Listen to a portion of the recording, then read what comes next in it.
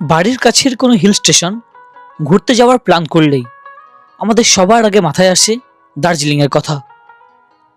আপনাদের ভালোবাসায় বেশ কয়েকবার এই কুইন অফ হিলস আসার সৌভাগ্য হয়েছে। এবারেও এভারগ্লেজ হোমস্টের আমন্ত্রণে আমি চলে এসেছি দার্জিলিং। যারা শিলিগুড়ি বা এনজিপি থেকে গাড়ি রিজার্ভ করে আসছেন, সরাসরি আপনারা এসে পৌঁছে যেতে পারবেন এই ভানুভবনের সামনে। পরে মেল রোড যাওয়ার জন্য হেঁটে যেতে হবে।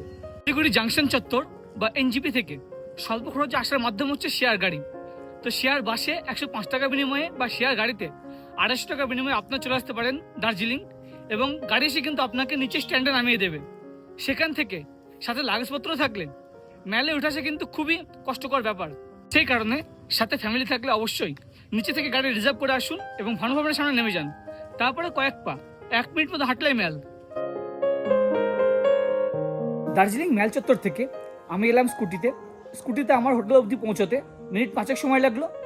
আপনারা স্কুটিতে আসলে আসতে পারেন। এছাড়া যদি আপনারা মনে করেন যে পায়ে হেঁটে আসবেন, কিছুটা রাস্তা হচ্ছে ডাউন রাস্তা, তারপরে অনেকটা প্লেন রাস্তা, খুব একটা ভালো না, মোটামুটি রাস্তা। আপনার হেঁটে আসতে সময় লাগবে মিনিট 15, এবং ওঠার সময় কিন্তু অনেকটাই সময় লাগবে। ওঠার সময় প্রায় আপনার 20 মিনিটের বেশি সময় লেগে যাবে। অর্থাৎ দার্জিলিং মেল চত্বর থেকে মিনিট 20 আসার পরে আপনারা এসে পৌঁছে যাবেন এবার আপনাদের রাস্তা না এভারগ্লেজ হোমস্টে।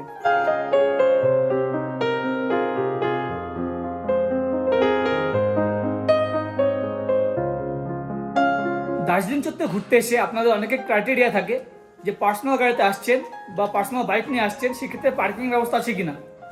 এই হোমস্টেতে আছে, সামনে অনেকটা জায়গা, আপনারা এখানে আপনাদের বাইক বা 4 চাকা পার্কিং করতে পারেন। এছাড়া যদি আপনারা এনজিপি বা শিলিগুড়ি থেকে গাড়ি রিজার্ভ করে আসেন, সেক্ষেত্রে সরাসরি কিন্তু গাড়ি হোমস্টে অব্দি পৌঁছে যাবে। সিঁড়ি পথে চলে এলাম এই এভারগ্লেজ হোমস্টের সেকেন্ড ফ্লোরে। এই সেকেন্ড ফ্লোরে আছে এনাদের পরপর সব রুমগুলি।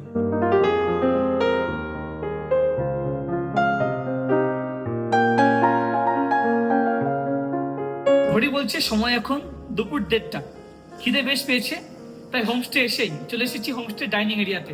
এ হচ্ছে সুন্দর ডাইনিং এরিয়া। এখানে টেবিল চেয়ারে বন্দোবস্ত, বসা বন্দোবস্ত, বেশ পরিষ্কার পরিচ্ছন্ন ডাইনিং এরিয়া, এবং এপাশে এনাদের কিচেন সেকশন। এবারে এই এভারগ্লেজ হোমস্টেতে আমি আছি ফুডিং লজিং প্যাকেজে। তা আমার প্যাকেজ শুরু হচ্ছে লাঞ্চ থেকে। লাঞ্চ, রাত্রেবেলা ডিনার এবং সকালে ব্রেকফাস্ট। আপনারা চাইলে কিন্তু ডিনার এবং ব্রেকফাস্টের প্যাকেজও নিতে পারেন। বসে পড়েছি দুপুরে খাবার টেবিলে। আজকে খাবারে দিয়েছে ভাত, তার সঙ্গে ফুলকপি আলুর একটি সবজি, এপাশে সালাড, ডাল, মাছ, মাছের ঝোল এবং তার সঙ্গে পাঁপড়। হোমস্টের একটা ভালো জিনিস হচ্ছে যে 5টি রুমই হচ্ছে একই ফ্লোরে, এবং এই যে করিডোর, লম্বা করিডোর, তার দুপাশে রুমগুলি, এবং রুম থেকে বার হয়ে এই হচ্ছে এনাদের ব্যালকনি। আপনাদের ভাগ্য সুপ্রসন্ন হলে এখান থেকে আপনারা সুন্দরভাবে কাঞ্চনজঙ্ঘার ভিউ পাবেন। তবে এখন কিন্তু ফগি হয়ে গেছে পুরো।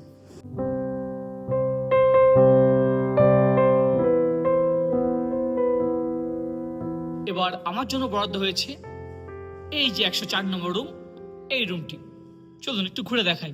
প্রবেশ করার পরে এটা হচ্ছে ডাবল বেড রুম, কিন্তু বেশ সুন্দর পরিপাটি করে সাজানো এবং বেশ গোছানো, পরিষ্কার পরিচ্ছন্ন, এবং এদিকে জানালা আছে। হোমস্টেতে এসে আপনারা সেফটির সঙ্গে সিসি ক্যামেরার আওতায় থাকবেন। এপাশে দেখতে পাচ্ছি আছে ওয়াইফাই এর বন্দোবস্ত। চলুন আপনাকে হোমস্টের 101 নম্বর যে রুম, এই রুমটি একটু ঘুরে দেখাই। 104 নম্বর রুমের চেয়ে এই রুমটিতে জায়গা একটু বেশি দেখতে পাচ্ছি। এপাশে একটি সোফা কাম বেডের বন্দোবস্ত করা আছে, এপাশে ডাবল বেড, এদিকে একটি আলমিরা, এবং এটি হচ্ছে ভিউ রুম। এপাশ থেকে আপনারা সুন্দর ভিউ পাবেন। ভাগ্য ভালো থাকলে কিন্তু এখান থেকে কাঞ্চনজঙ্ঘা দেখতে পাবেন। এদিকে আছে রুমের সঙ্গে অ্যাটাচ টয়লেট।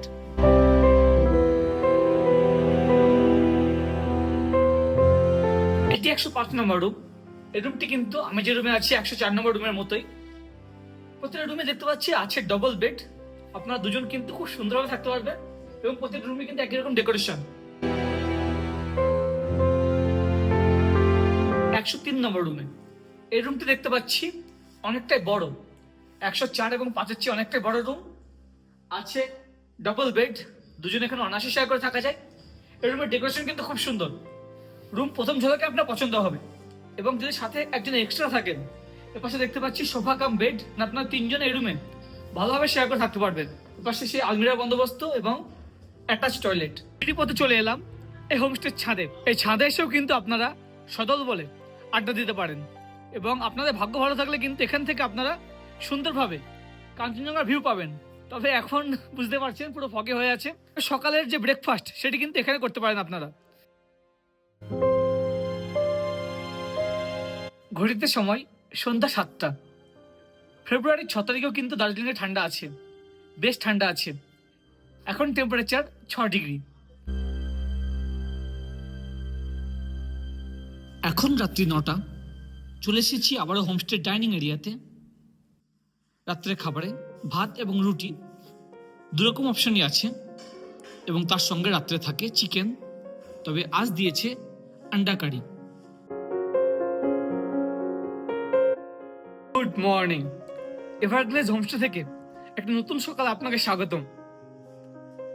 বাইরের এই ব্যালকনিতে এলাম, ভাবলাম যে কাঞ্চনজঙ্ঘাকে দেখা যাবে, তবে আজকেও ওয়েদার খারাপ, ফগি ওয়েদার, কাঞ্চনজঙ্ঘার নাম নিশান নেই।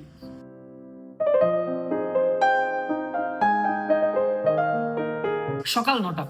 চলে এসেছি হোমস্টে ডাইনিং এরিয়াতে ব্রেকফাস্ট টেবিলে। আমি সকালে ব্রেকফাস্টে নিয়েছি ব্রেড অমলেট, তবে কিন্তু এছাড়া বিভিন্ন অপশন আছে।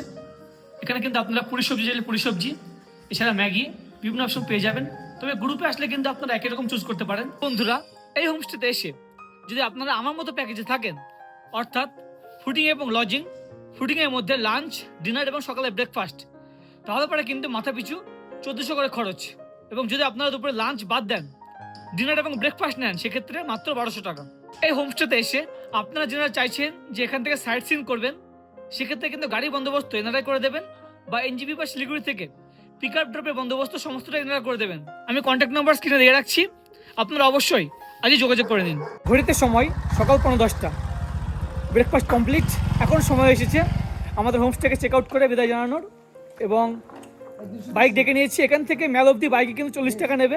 এই বাইক করে চলে যাবো ম্যাল চত্বর। হোমস্টে থেকে বাইকে ম্যাল চেয়ার রাস্তার এই যে পুলিশ আউটপোস্ট, এই অবধি আসতে 5 মিনিট লেগে গেল।